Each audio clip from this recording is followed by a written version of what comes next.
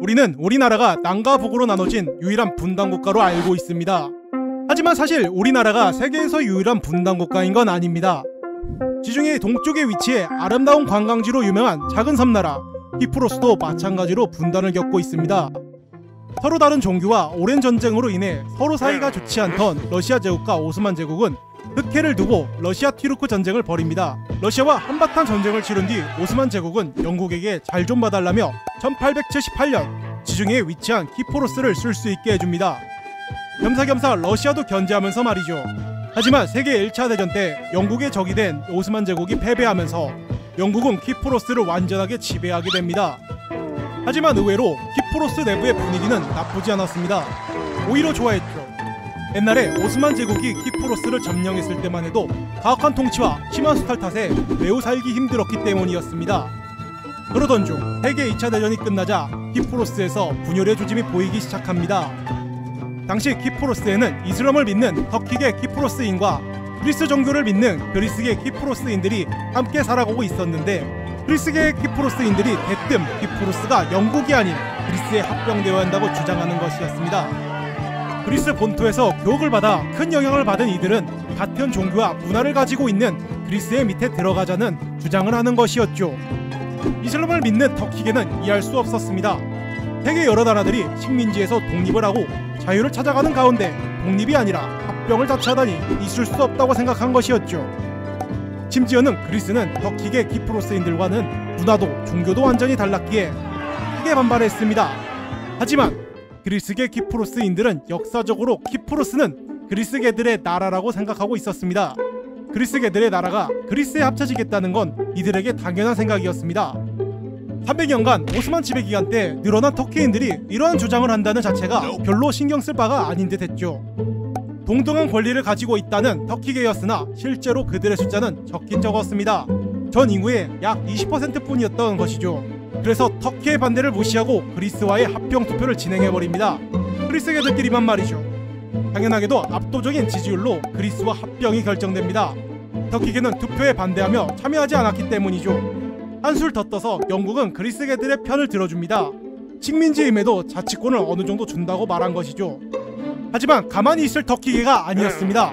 터키계는 극심한 반발로 그리스와의 합병을 막아내는 한편 영국이 준다는 자치권마저도 물려버립니다. 자라다가 다 된 밥에 재가 뿌려진 그리스계들은 슬슬 화가 나기 시작했죠. 둘 사이의 관계는 급속도로 나빠지기 시작했습니다. 두 세력 사이에 무장단체가 생겨났고 한쪽은 합병을 한쪽은 독립을 주장하며 날카롭게 대립하기 시작했습니다.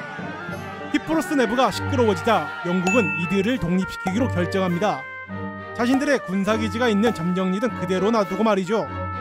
분쟁이 벌어지고 있는 키프로스를 영국이 무작정 독립시킨다는 것은 아니었습니다. 민족 분쟁이 심해질 것을 우려하여 터키계와 그리스계의 통치권을 적절하게 분배해 주었죠. 상대적으로 인구가 적은 터키에게 영구 거부권을 주고 30%의 통치권을 보장해 주었습니다. 나름대로 잘 분배해 주었습니다. 영국의 입장에서만 말이죠. 서로에게 만족스러운 결정이 전혀 아니었습니다. 양측은 바로 불만이 터져나왔습니다. 그리스계는 터키에게 너무 큰 권한을 주었다는 입장이었기에 바꿔야 한다는 주장을 했고, 터키는 정당한 처사라며 개혁을 반대했죠. 곧바로 양측의 민족주의 무장 세력이 등장했고 크고 작은 폭력 사태가 발생했으며 심지어 민족끼리 서로를 차별하였습니다. 서로 다른 민족을 고국에 격리시켜버립니다. 심지어 이번에는 그리스와 터키의 직접적인 지원을 받고 있었기에 두 민족의 싸움은 심각해지는 양상이었죠. 싸움이 심해지자 지켜보고 있던 유엔은 두 민족 간의 충돌을 막기 위해 평화요직원을 파병해 일단은 중재시킵니다. 하지만 몇 년 뒤 그리스로부터 명령을 받아 키프로스를 그리스에 합병시키려는 에너시노 운동파가 쿠데타를 일으키게 됩니다. 이들의 쿠데타는 키프로스의 정권을 무너뜨려버렸고 대통령을 자신들의 입맛대로 바꿔버립니다. 키프로스가 그리스에 넘어갈 상황에 이르자 터키계 키프로스인들을 지원하고 있던 터키는 다급해지기 시작했습니다. 영국을 다그치며 키프로스에 개입해달라는 요청을 하지만 이미 독립시킨 나라에 영국은 개입을 거절하였죠. 그러자 터키는 본색을 드러냅니다. 유엔과 국제사회 만류에도 불구하고 터키는 키프로스에 있는 자국민을 보호하며 키프로스의 헌법 질서를 회복시킨다는 명목으로 침공을 시작했죠.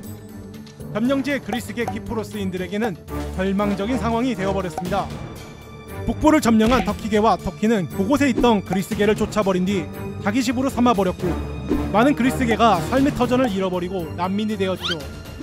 짧은 전쟁이 끝난 뒤 터키계는 자신들의 독립을 주장하며 북키프로스 튀르크 공화국의 설립을 선언합니다. 하지만 국제사회는 인정해주지 않았죠.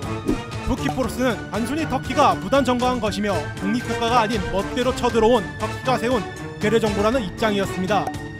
그리고는 국제사회에게마저 북키프로스를 인정하지 말라고 하죠. 국가로 인정받지 못하자 북키프로스는 터키에 의존해야 되는 상황이 되어버렸고, 터키는 10만 명의 이주민을 정착시키는 한편 많은 지원을 해주게 됩니다. 결국 이들이 그리스와의 병합을 반대하는 것과는 대조적으로 오히려 북키프로스가 터키와 뗄래야 뗄 수 없는 관계가 되어버립니다.